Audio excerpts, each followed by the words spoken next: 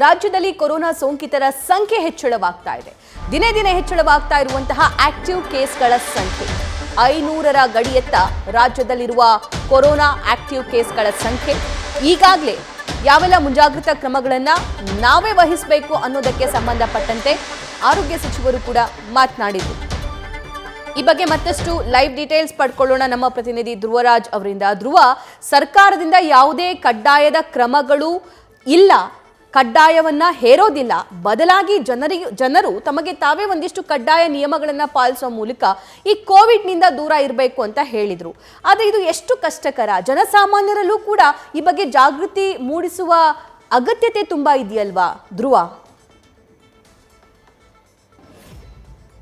S ಸಭಾ, ರಾಜ್ಯದಲ್ಲಿ ಕಳೆದ 2-3 ಅಲೆ ಸಂದರ್ಭದಲ್ಲಿ ಜನರಲ್ಲಿ ಜಾಗೃತಿ ಇತ್ತು. ಆದರೆ ಕಳೆದ ವರ್ಷ ಮತ್ತೆ ಈ ವರ್ಷ ಈ ಕೊರೋನಾದ ಬಗ್ಗೆ ಅಸಡ್ಡೆಗಳು ಜಾಸ್ತಿ ಆಗಿದ್ದಾವೆ, ನಿರ್ಲಕ್ಷ್ಯ ಹೆಚ್ಚಾಗ್ತಾ ಹೋಗ್ತಾ ಇದೆ. ಈಗ ಸದ್ಯ ಇವೆಲ್ಲ ಆತಂಕಗಳ ನಡುವೆ ರಾಜ್ಯದಲ್ಲಿ ಕೊರೋನಾ ಆಕ್ಟಿವ್ ಕೇಸಸ್ಗಳ ಸಂಖ್ಯೆ ದಿನದಿಂದ ದಿನಕ್ಕೆ ಏರಿಕೆ ಆಗ್ತಾನೆ ಇದೆ. ನಿನ್ನೆ 125 ಪ್ರಕರಣಗಳು ದಾಖಲಾಗುವ ಮೂಲಕ ರಾಜ್ಯದಲ್ಲಿ ಪ್ರಸ್ತುತ 436 ಆಕ್ಟಿವ್ ಕೇಸ್ಗಳಿದ್ದಾವೆ. ಈ ಪೈಕಿ 400 ಜನ ಹೋಮ್ ಐಸೋಲೇಷನ್ ನಲ್ಲಿ ಚಿಕಿತ್ಸೆಯನ್ನ ಪಡಿತಾ ಇದ್ರೆ, 36 ಜನ ಆಸ್ಪತ್ರೆಯಲ್ಲಿ ಚಿಕಿತ್ಸೆಯನ್ನ ಪಡಿತಾ ಇದ್ದಾರೆ, 9 ಜನ ICU ಬೆಡ್ ನಲ್ಲಿ ಚಿಕಿತ್ಸೆಯನ್ನ ಪಡಿತಾ ಇದ್ದಾರೆ. ಇದೊಂದು ಕಾರಣಕ್ಕಾಗಿಯೇ ಕೆಲವೊಂದಿಷ್ಟು ನಿಯಮಗಳನ್ನ ತರಬೇಕಾ ಎನ್ನುವಂತಹ ಪ್ರಶ್ನೆ ಮೂಡುತ್ತೆ. ಯಾಕಂತ ಹೇಳಿದ್ರೆ ಡಿಸೆಂಬರ್ 12ನೇ ತಾರೀಕು 10 ಆಕ್ಟಿವ್ ಕೇಸಸ್ಗಳಿದ್ವು, ಆದ್ರೆ ಈಗ ಆ ಸಂಖ್ಯೆ 500ರ ಹತ್ತ ಹೋಗ್ತಾ ಇದೆ. ಇದಲ್ಲದೆ ಇವತ್ತು ದಿನೇಶ್ ಗುಂಡೂರಾವ್ ನೇತೃತ್ವದಲ್ಲಿ ಒಂದು ಸಭೆ ಕೂಡ ಆಗುತ್ತೆ. ಸಭೆಯ ನಂತರ ಕೂಡ ಹೇಳ್ತಾರೆ, ಒಂದು ಹೊಸ ವರ್ಷಕ್ಕೆ ಯಾವುದೇ ತರಹ ನಿರ್ಬಂಧಗಳಿಲ್ಲ, 60 ವರ್ಷ ಮೇಲ್ಪಟ್ಟವರು ಏನಿದ್ದಾರೆ ಅವರು ಮಾಸ್ಕ್ ಅನ್ನ ಧರಿಸಬೇಕು, ಮಕ್ಕಳಿಗೆ ಏನಾದ್ರೂ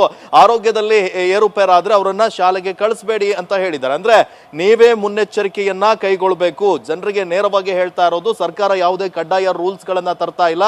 ಈ ಬಗ್ಗೆ ಜನರೇ ಎಚ್ಚೆತ್ತುಕೊಂಡು ಅಗತ್ಯ ಮುನ್ನೆಚ್ಚರಿಕಾ ಕ್ರಮವನ್ನ ಕೈಗೊಂಡ್ರೆ ಈ ಒಂದು ಕೊರೋನಾವನ್ನ ಹತೋಟಿಗೆ ತರಬಹುದು ಎನ್ನುವಂಥದ್ದನ್ನ ಸಚಿವರು ಕೂಡ ಹೇಳಿದ್ದಾರೆ. ಇಲ್ಲಿ ಇನ್ನೊಂದು, ಈಗ ಹೋಮ್ ಐಸೋಲೇಷನ್ ಅಲ್ಲಿ ಇರೋರಿಗೆ 7 ದಿನ ಕಡ್ಡಾಯವಾಗಿ ಹೋಮ್ ಐಸೋಲೇಷನ್ ಆಗಬೇಕು ಎನ್ನುವಂತ ಒಂದೇ ಒಂದು ನಿಯಮವನ್ನ ಈಗ ಸದ್ಯ ತಂದಿರುವಂತದ್ದು. ಸದ್ಯ 400 ಜನ ಹೋಮ್ ಐಸೋಲೇಷನ್ ಅಲ್ಲಿ ಏನಿದ್ದಾರೆ ಅವರು 7 ದಿನ ಕಡ್ಡಾಯವಾಗಿ ಹೋಮ್ ಐಸೋಲೇಷನ್ ಅನ್ನ ಆಗ್ಬೇಕು. ಅಂದ್ರೆ ಖಾಸಗಿ ಕಂಪನಿಗಳಿಗೂ ಕೂಡ, ಖಾಸಗಿಯಾಗಿ ಯಾರೆಲ್ಲ ಕೆಲಸ ಮಾಡ್ತಾ ಇರ್ತಾರೋ ಅವರಿಗೂ ಕೂಡ ಮಾಹಿತಿ ನೀಡ್ತಾರೆ. ಯಾರಿಗೆಲ್ಲ ಕೊರೋನಾ ಪಾಸಿಟಿವ್ ಬರುತ್ತೆ ಅವರಿಂದ ಸ್ಪ್ರೆಡ್ ಆಗುವಂತ ಚಾನ್ಸಸ್ ಇರುತ್ತೆ. ಹೀಗಾಗಿ ಅಂತವರನ್ನ ಹೋಮ್ ಐಸೋಲೇಷನ್ ನಲ್ಲಿ ಇರಿಸಿ ಈ ತಕ್ಕ ಮಟ್ಟಿಗೆ